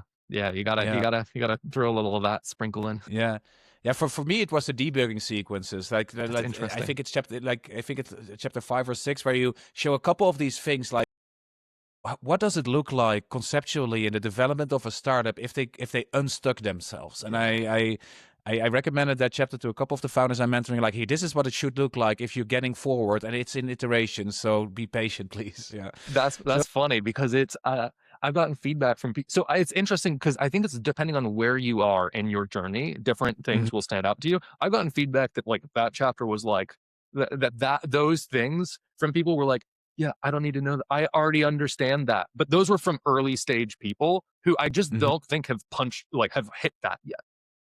Yeah, because that part, it seems so logical, is much harder when you are right in it. And Yes. very often when people write about startup journeys, they don't write about the things they tried that didn't work. So in hindsight, everything is deterministic. And then you can draw that one line. Yeah. But there's this design researcher called Kees Dorst, and he says the final design is not just the final design that you can see, but it's also all the options that didn't make it are Yes. part of the final design. And at a point in time when you are an entrepreneur, you cannot see out of your 5 options which one is the right one. In hindsight, you can trace that back, right? And that is what makes. But that's what I liked about that chapter. It shows that chaos of we don't know what we need to do. We're trying 3 things and one works, and again, and slowly it starts to work. Yeah. And it's hard to know what's relevant ex ante. It's hard to know. You're right. It's just you kind of bounce against walls a little. Yeah, yeah, yeah. No, but that's that. But that process, that chaotic unfolding process. I'm going to make a segue to the business schools right now. Is Hey, yo. why do business schools suck, according to you? Oh, so to be clear, I went to Harvard and it was a wonderful experience. I loved it. I loved my professors. I feel like there was Harvard some, Business School, right? yeah, yeah, yeah. And so I liked a lot. Everybody I know has enjoyed business school. What we tend to find though is that what is taught about entrepreneurship, and at HBS it's a little different because it's just like you just take a bunch of cases Hmm. about stuff, and so you just kind of like get kind of like best practices, or you get like kind of like narrow takeaways. But what you're taught in like the kind of like entrepreneurship lectures, or kind of like the side programs, the accelerators at these universities, is you get a bunch of the stuff that is uh that basically takes the structure of entrepreneurship and says it basically looks identical to academic research, therefore you should, create a hypothesis, interview 500 people, build an MVP, do design partners, and then eventually blitzscale. And it's like, yeah. And so to me, the things that I tend to see out of business schools, out of academia in general, and like a lot of the pontifications on startups reflect the biases of the tool maker, not the user or the job. And so the fact that the entrepreneurship as taught reflects social science research is a massive tell, not about the nature of entrepreneurship, but about the nature of the teachers. Hmm. Yeah, and also there are assumptions about the phenomenon, I would argue. Mm, So for some, and because you say the startup in the end is a system, mm, but what I feel is that they're trying to front load that system in day one to design it. And yes. you have a quote on from Gell's law on designing systems, right? I'm not sure. Can you cite it verbatim or no? Like complex systems that work always evolve from simple systems that work. Yeah, exactly. And in my experience, a lot of these programs, they don't focus, ask the question, what is that simple system? They immediately give the design challenge to the entrepreneurs. You're going to design your entire business model using the business model canvas. You're going to define your cost structure for a product just ill-defined, for value that you don't know if the customer you want to generate it. Mm, And I and that so that I think reflects a lot about what they think that phenomenon is. Mm, In that sense. So yeah, what is the small it's like system? the thing that and to know what the small system is, you have to have a theory about causality of like what Mm, comes first, what causes the next thing, what's minimally mhm, necessary versus what isn't, and what are you actually looking for? And it's mhm, like I was not taught about demand. Never, zero times was I taught about demand. I was taught about pain points and problems and things like that. That and then I was taught about ROI and solutions and double diamonds and mhm, all this kind of stuff, which like it just wasn't it it's you can learn so much and not know what you're looking for. mhm, mhm. No, definitely. And what I also feel like is that sometimes I get invited to design accelerator programs with them. And I always ask like, hey, do you want to go for incubation or education? So if you say I want to educate entrepreneurs, then that could be an argument to say we're going to expose you to the let's say 9 building blocks, because then you know what's there. It is not going to make you a better entrepreneur, but knowledge wise, you know what's in a business model. Hmm. I would never advise that. But if you say I want to I always say every accelerator always says we want to incubate, because nobody wants to just educate. No, we do this to create. Okay, but then if you have a 10-week program, you should spend 10 weeks on finding one customer that you can serve, and all the rest is BS. Yes. Like business modeling. Okay, if you run a 1-year program, and I'm not sure why you should do that, then maybe somewhere down the line business modeling. But Yep. the first 10 weeks should be just talking to customers, reflecting on that, and maybe something about building a solution, maybe a little bit about outreach, but that's about it. Yes. And I think they're always trying to do way too much in a Mhm. short period of time, and then magically expect startups to pop out. Yeah. Yeah, it's the like it's it's like I'm gonna give you all the rational kind of like models that you may or may not need that make sense to me in terms of how a startup works. When it after it's successful, here's what it looks like. And it's like, cool. I'm looking at something that is very some path away from me, and I don't know what the path is, and I don't know how what's relevant on that journey. And so, yeah, 100%. Yeah, you cite, I think, Taleb here on the Soviet Harvard approach illusion, right? Yeah. Yes. So it's not just the design schools and entrepreneurship schools that are communist. So Harvard is too, right? That's the. Oh yeah. Oh yeah. So I that resonated a lot with me. So what is that illusion, and how does that reflect on what we just have been talking? Yeah. The illusion is like roughly around like top down planning or planning for the future, or like that you can know things from the abstract and work from the abstract down to the practical, and like all of these kinds of things. It's a statement about like what is possible to know right now. And my general argument is that like the stuff in the book, you will figure out yourself just by trying to sell and bumbling around trying to sell stuff, right? But if you go and try to like I was just in SF, and like the amount of like pontification that I had to be part of about like, oh, where are AI agents going to go in the future, and all these abstraction things and all these different pieces, and given that, what should I do today? And then you come up with the perfect plan based on that doesn't survive the first touch with reality, with actual Mhm. potential customers who are trying to do things. Like you just waste a lot of cycles, and it gives this like illusion of knowledge, the feeling of knowledge, the feeling of having a plan. Um, and prevents you from seeing how things actually work. Could you also phrase that in the sense that they have a lot of know what, but not a lot of actual know how? Interesting. I would have to think about that more. I don't quite understand that, but that's it's a cool Well, way to frame it. knowing what is referred to, you know what the capital of France is, and you Uh, know, it's like very retrievable knowledge. So, like, oh, the business model is 9 building blocks, right. but how do you build a business? It's more tacit knowledge. That is yeah, taught less. Yeah, yeah, yeah. That's interesting. And you get up.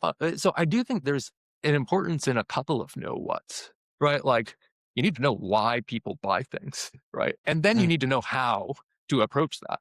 Because otherwise you're just gonna be like, I think they're gonna buy if they want my product. And it's like, so that I'm going to try to convince them to want my product. And so you're making a kind of like error there. That is a what error. But then, yeah, then a how is also like critical. So, okay. So given that, what do I do with this? hmm Yeah, that's why a lot of these design schools and architecture schools, they are structured in, they call studio education. Yes. So we're going to ask you, you're going to design a shit ton of buildings because that's the best way we have found out Yeah. to teach you how to design a building. And you get feedback so you can reflect on that. Design schools are like that too. So I think it's obviously a combination thing, and I wonder like what the right combination is there. In terms of classes taught at Harvard, you wrote about that some people campaigned there to get sales classes added there. You were very happy with that they're going to centralize on that. But that sentence there, the couple sentences there, triggered me to ask, like, okay, now that that is in place, Rob, if you had a carte blanche, what are other classes that you would add? And please don't say AI. What could it be? So I think they need a 0 to 1 class on like what are the mechanics of 0 to 1? Because I don't think if you don't understand 0 to 1, how a kind of like how the small system assembles and evolves to the big system that works, the complex system that works, then you don't understand how a big system works. You don't understand anything. And so that would be my push there. And the 0 to 1 would, I mean, loosely follow the book, but I don't know. Coincidentally, yeah, Who and that would be required reading materials, would of be, course. yeah, of course, but yeah. So Okay, gotcha. So, I'm a researcher, and I think a couple of times you were critical of what people have been researching and putting forward about. So, let's say I get a carte blanche from some kind of grant to research anything that would help founders to get from 0 to 1 or 1 to 10, but the phases that we discussed today. Like, where should I direct my research according to you then? mm.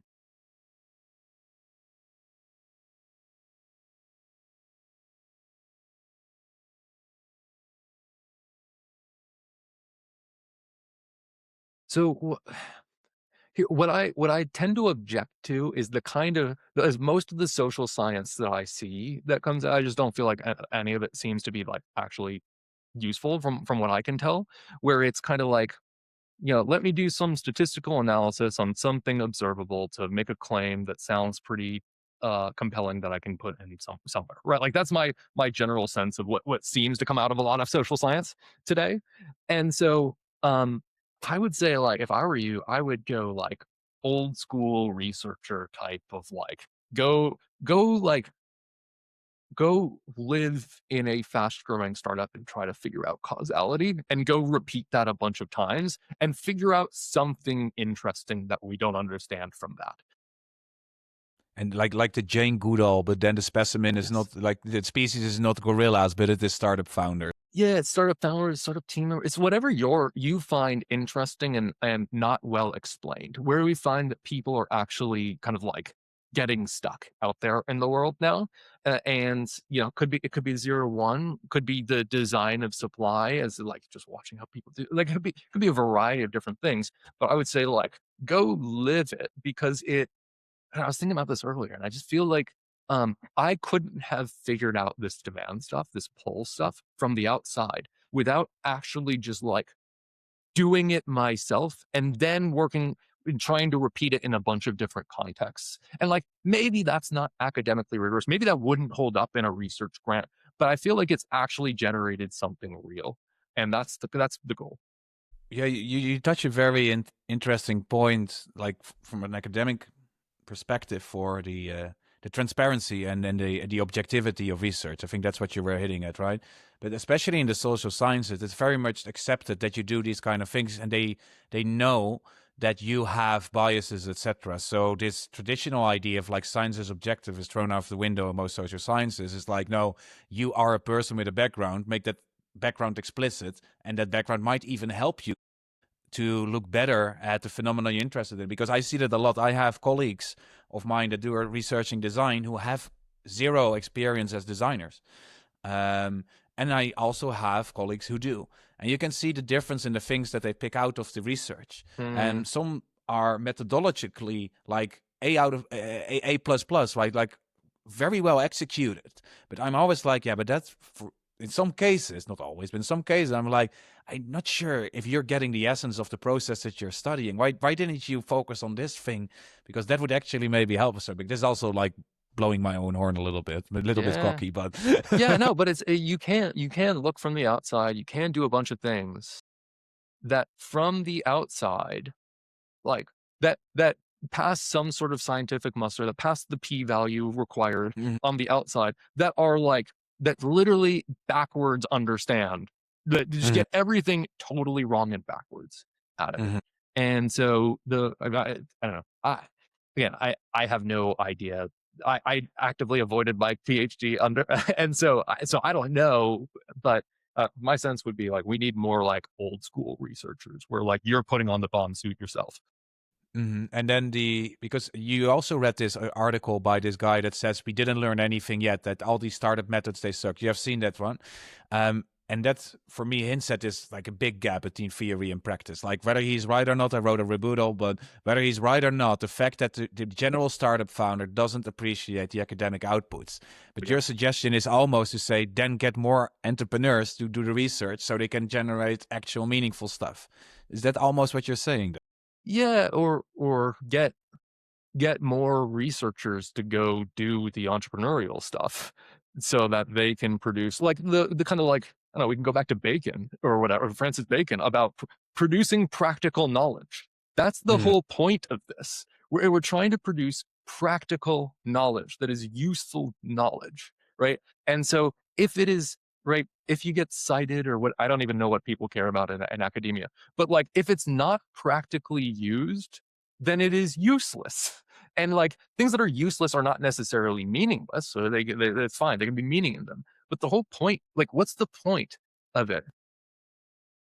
I like to think about that in the maturity of a theory or a method that's being developed. So you have descriptive and prescriptive theories, and predictive theories, mainly put. So any predictive theory first needed a very simple description, like these are the variables. I'm not even sure about the relationships and the mechanics behind it. And over time, you have a theory that's not only talking about the relationships, but you can plot how the planets are moving in our Mm, solar system.